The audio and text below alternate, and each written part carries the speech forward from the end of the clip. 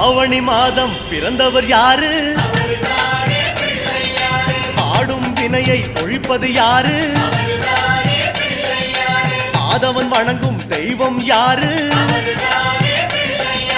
பூமியை தாங்கும் புண்ணியன் யாரு? அனலாசுரனை தின்றது யாரு? ஆணவம் நீக்கும் நாயகன் யாரு? புரி அணிந்த மூலவன் யாரு?